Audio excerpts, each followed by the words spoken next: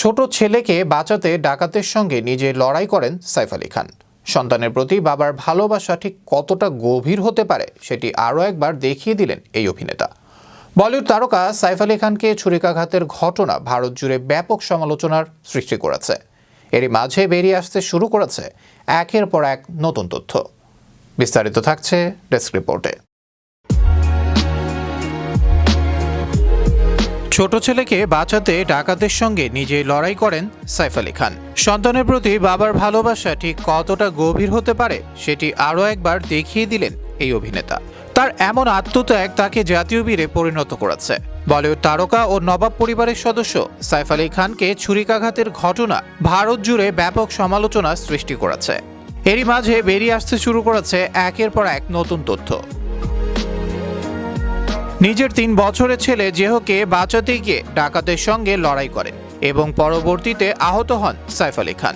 ভারতীয় সংবাদ মাধ্যমের প্রতিবেদন অনুযায়ী পুলিশ জানায়, রাতে সাইফের বাড়ির গৃহকর্মীর সঙ্গেই বিবাদে জড়াতে দেখা যায় ওই অনুপ্রবেশকারীকে। সে সময় কোনোভাবে সেখানে এসে পড়েন সাইফ। অভিনেতা প্রশ্ন তুলতেই তার উপর ঝাঁপিয়ে পড়ে সে। এক পর্যায়ে ছেলে জেহের ঘরে ঢুকে পড়ে ওই ব্যক্তি।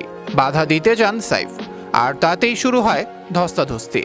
ছেলের সুরক্ষা নিশ্চিত করতে গিয়ে নিজেই আহত হন নায়ক।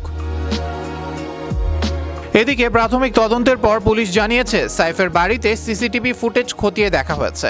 সেখানে সে ডাকাতের মুখ পর্যন্ত দেখা গিয়েছে। কিভাবে ঢুকেছেন এবং কিভাবে বের হয়েছেন তা ক্যামেরায় ধরা পড়েছে। তবে ধারণা করা হচ্ছে দুপুরেই ওই ব্যক্তি বাড়ির ভেতর লুকিয়েছিল। হাসপাতাল সূত্রে জানা গেছে, আপাতত বিপদমুক্ত সাইফ আলী খান। হাসপাতাল থেকে দিয়েছেন বার্তাও। নায়ক অনুরাগীদের অনুরোধ করেছেন এ সময় সকলকে ধৈর্য ধরে রাখতে। মুম্বাই পুলিশ ঘটনা তদন্ত করছে। হাসপাতাল থেকে পরবর্তী সব আপডেট জানানো হবে। এই ঘটনায় বলিউড তারকা কারিনা কাপুর ও পরিবারের অন্যান্য সদস্যরা নিরাপদে রয়েছেন বলে জানা গেছে। তবে এই দুর্ঘটনার মাঝে রীতিমতো বীরে পরিণত হয়েছেন বাবা সাইফ আলী খান। ছোট্ট ছেলেকে বাঁচাতেই নিজেই ঝাঁপিয়ে পড়েছেন ডাকাতের সঙ্গে লড়াই করতে। আবরার আহমেদ মাহি, বিশ্ব বাংলা 24 বিনোদন ডেস্ক।